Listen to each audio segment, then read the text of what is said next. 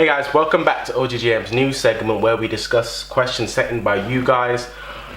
This is our second episode. Last week we spoke about how do you find a good church. This week we're discussing what is the true gospel. Did you want to go first? You go first. So this is a bit of pressure because obviously the charity is all about the gospel. Like the OGGM was set up to defend the gospel, to teach rightly about the gospel. I've spent quite a lot of time, and similarly many people in the charity have just sitting down with the gospel and trying to unpack it, all the different antagonisms that exist and just tons of stuff. So with that being said, there's no one better to ask than you, is there, Toya? So you go ahead and you... No pressure. So what is the true gospel? You break it down. I think Tim Ross said it best. Okay. There is a come and go of the gospel. So the gospel means two things to two different groups of people. So the gospel for believers is go and tell. You see this in Mark 16, Matthew 28. It's go and tell them. And then the gospel for non-believers is come and see. So if you ask me what is the gospel, it's go and tell them to come and see. So then the bigger question is go and tell them. That's good. Caught me. So then the bigger question is go and tell them to come and see what, right? And I think the closest we have an answer to this is in Matthew 13:44. When Jesus says the kingdom of God is like a man who finds a treasure on a field and in all his joy sells everything he has in order to purchase this treasure. And what Jesus is saying here is that this is what it means to be a Christian. This is what the gospel means. It's to find a treasure on a field, and a treasure which is worth selling everything you have is the greatest treasure that there is. That's why Paul can say in Philippians 3 to die is gain, right? Because this treasure is more than anything life can give, more than anything death can take. And that's kind of the essence of the question is, what is this treasure that we're looking for? What does the gospel say about this deep treasure? What is it? What is that I need to go and tell people? What is that people need to come and see? So that's what I'll ask you. What is this treasure that we speak about? Good. So I agree absolutely with everything you said. I suspect the sentiments behind the question, what's the true gospel, I think was the word that you used, is that today there are lots of different gospels you hear. So many. Lots of different types of gospels, lots of different kind of partial gospels, gospels that kind of reveal, one side of God that people might think is more beautiful than the other side, not understanding that the beauty of God is that he has many sides. And just all these different kind of things. And Paul is doesn't mince his words when it speaks about people preaching false gospels. He says they should be accursed. He says anathema on them. He says if angels come and preach a gospel contrary to the one that Christ preached, they should be cursed. So he's very, very unequivocal when dealing with the gospel because it is so important. The gospel for me, similar to what you said, is it is about God's,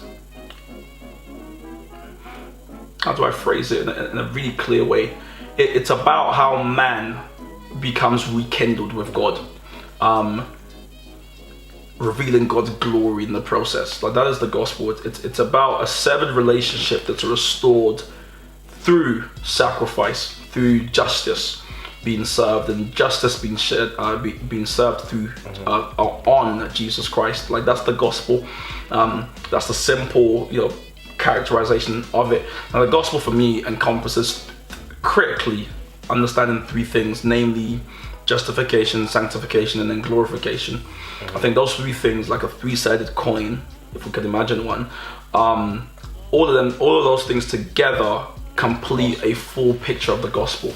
Justification simply being that we were sinners, Christ died in our place, and the penalty of sin he took. So justification is largely about a penalty of sin being taken by Jesus Christ. There's tons of places you can read that. Romans 10:3, everywhere really. Romans 3:19 to 27, different places. And then you got sanctification, this notion that we are being made progressively like Christ as we live this Christian journey out. And essentially sanctification removes the power of sin. So as we're sanctified, 1 Peter 4, so on and so forth, we grow as Christians, we grow to maturity, we leave milk and we go to have some more solid food. So we're growing in Christ, and the power of sin is removed from our lives. And then lastly, when we leave this earth and we take on the glory of God and we're glorified, that removes the presence of sin. So those three things put together those three things put together complete the full makeup of life, and essentially what the gospel is. It is a love letter that God wrote to people. Not because people are this amazing, amazing creation. I mean, we are great. Don't get me wrong. God declares that like we're made in His image. We're like God, so we're very great. However, God did all these different things for His glory. So much could be made made about His name. Now, most people who aren't excited about the true gospel don't understand it. Yeah. Most people who think, oh, it's something I learned time ago, I've understood it, they don't really get it, because the gospel is something that for a lifetime you'll be unpacking, rethinking. I mean, like I said, it's still something I still sit down and go, but hold on, why would He justify me? Like, you just constantly go over it in your mind, trying to unpack all the different things in it, and the reason why people preach the false gospel is it's typically because of fear or ignorance. They just don't know the beauty of the true kind of multifaceted pictures that God paints and how they come together. They don't get it, so they just go, I'll make up one, or I want people to come to my church, so I'll present one. God just justified us. It's like, okay, cool, but He also sanctified, and He sanctifies rather. Hebrews for by one offering He is perfecting those who He has made perfect. Like, understanding that in the gospel there are antagonisms, there is duality, there are two ideas that sometimes appear contradictory that you have to try and understand. Understanding that, for me, like it's the beauty of like God. But I think for some people, especially those who we have seen purporting a very false, or as you said, jazzed up gospel, it's because they fail to see the beauty of the true gospel of God. Yeah, I think one thing you said that really stuck out to me was that how the gospel is a living and breathing gospel. Yeah. The gospel is the only book in which the more of it you read, the more it reads into you. The more you open it up, the more it opens you up. And the issue of the true gospel, the issue why this is such a question that we talk about time and time again, is you don't often hear the true gospel. Peter says that we should, well, in Acts 2 we learned that we should preach the gospel with boldness. And what boldness actually means, I think if you look at it in the Greek, it means all saying. It's to say the whole truth and nothing but the truth. It's not cool.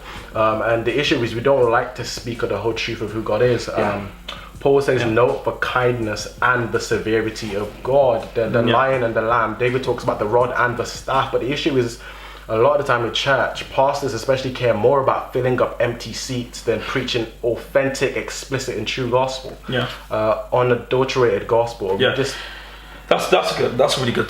That's really good. But just to temper what you said, the reason why that's important isn't because we're masochists and we just like pain. Because some people might be like, why this aggressive gospel? Like, there's a sense in which people are like, if it's not aggressive and God's gonna judge us, then it's not real. And it's like, yes and no. The truth is,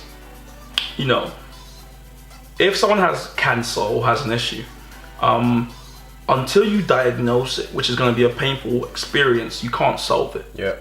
You can't solve it.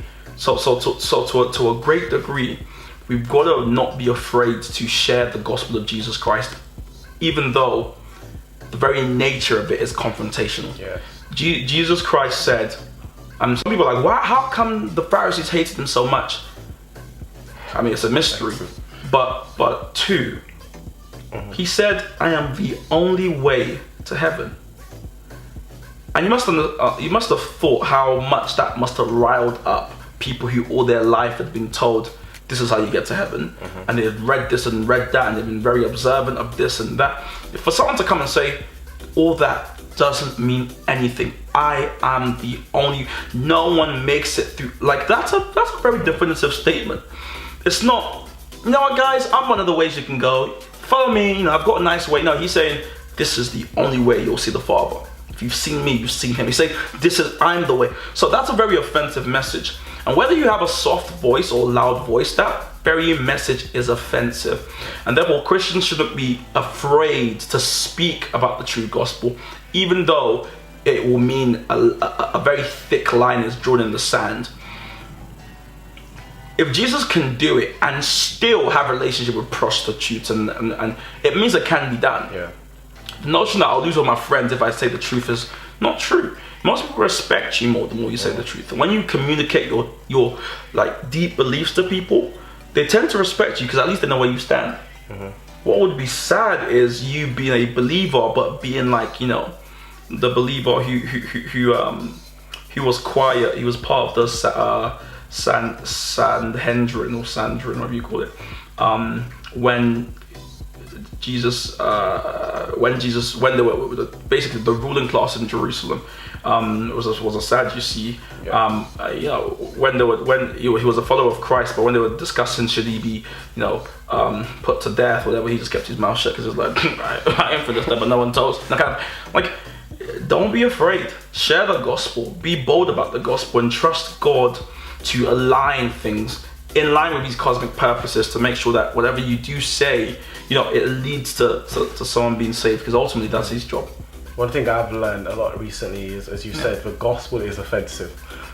True Christ-centered gospel is offensive. No one hears the gospel and remains the same. But not just offensive, but it's like people's joy. Like is hidden in that. So it isn't just offensive for offensive sake. There's actually greater joy in that than the thing you're currently in, and it's important to temper it. You know, I'm only interrupting just to say that, like, it's important to temper the offense with there's actually real joy in that. What God promises you, what He tries to do is save you from yourself, which is the greatest thing that can happen to you. For you to be saved from you, that's the greatest thing that can happen. You know, so it's joy. You know, it's painful, it hurts, but it's also joy. Joy that you will not taste in anything, any desire you have naturally, anything people that you would not find the same joy. Kind of echoing Psalm 75:23 here. Like, there's nowhere else where you'll find the kind of joy you find in Christ. So, kind of a follow-up question. So, we've established that the gospel is offensive, right? The Puritans said that 5 times. The Puritans kind of say the same sun that hardens clay melts ice. So, the same gospel that softens people's heart towards God is the same gospel that hardens it. So, how do you respond to persecution when you preach the gospel? Persecution. Okay, I think it's probably important we put out there that the persecution, I think is what you mean, right? Yeah. Okay. Oh, what did I say? I said persecution. It's been a long day. Yeah. We'll edit out. You're going to jail. No, the persecution we face today is nothing to be compared to what Paul speaks about, like all over Acts. And what he then lambasted Timothy about later on in 1 Timothy and stuff like that. Like, it's not to be compared. But I think once you are aware and you know whose quote unquote approval you're chasing, it really frees you up to live in a certain type of way. Like, I used to be very loud on the streets for God, as it were, like in terms of like street preaching and stuff like that when I was a bit younger. Now I don't do that as much as I used to. You know, I still talk about God. But the difference now is obviously I work full time, I've got a job, you know, there's stuff I do. So before no one knew me, and anonymity was really cool because like, you could just say anything you want. You're a random guy at the train station. Like, what's gonna happen? You just say, wait. At worst, people might be like, oh, go away, they might swear at you. But I've always been that kind of guy. I'm a bit psycho. So it's like, I don't see it. You can swear at me if you want, you know, whatever. But now, what I'm finding is it's actually more difficult now. Because now there's something to lose.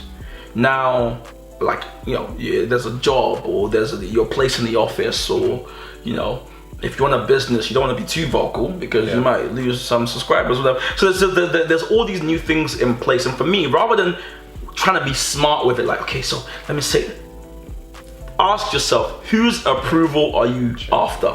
Like, who's got a mark scheme? Who's the examiner? That's what you got to ask yourself. Because when you understand that, no longer are you tied to people's expectations and opinions and approval. And, funny enough, people who are scared of losing their job, your God who you serve, or who you purport to love, owns the world. Like all the gold in the world isn't even like 0.00000, carry on forever, 1% of his wealth. So like, what can the world take from you that God can't, one, restore, but two, like, just bless you even more abundantly than that, you know. So it's so important for Christians to understand that, because it just frees you up because, you know, you're not afraid of anything. I mean, you can look at loss of a job in the eye and be like, okay, whatever. Now, this isn't me just being theoretical. Like, I mean this. I mean, if we as Christians can get to a stage where we genuinely live for the applause of one, namely our Creator, our God, it just frees us up to be expressive in the way. Doesn't mean you go around and offend people, because I think that's what people think. The gospel is just offensive. It's offensive. It's like, no. You're free to love people without expecting anything back. You're free to, you know, check up on someone that you haven't spoken to in a while and just make time for them. You're free to bless someone financially if you're able. So you're just free to do these things because you're not expecting anything back. You're just doing it because you're working from this approval, from this love. This vertical thing becomes horizontal. Like, you're just free to do that. So, you know, for me, I would say Christians should welcome persecution. Persecution has a way of stripping you from earthly dependence. It makes you know that, oh, they hate me, but guess what? They hated Christ first. You know, this world has nothing for me. Yeah, that's good. I feel that's a good place for us to end. Am I going on too much? It's gonna be a lengthy video, but yeah, I hope you enjoy it. Thank you so much for answering our questions. No one to where you're welcome. Oh. Thank you guys as well for taking like 20 minutes to listen to us talk. It was enjoyable. But yeah, we'll see you guys next week for, I don't know what the question is, but I hope we see you guys there.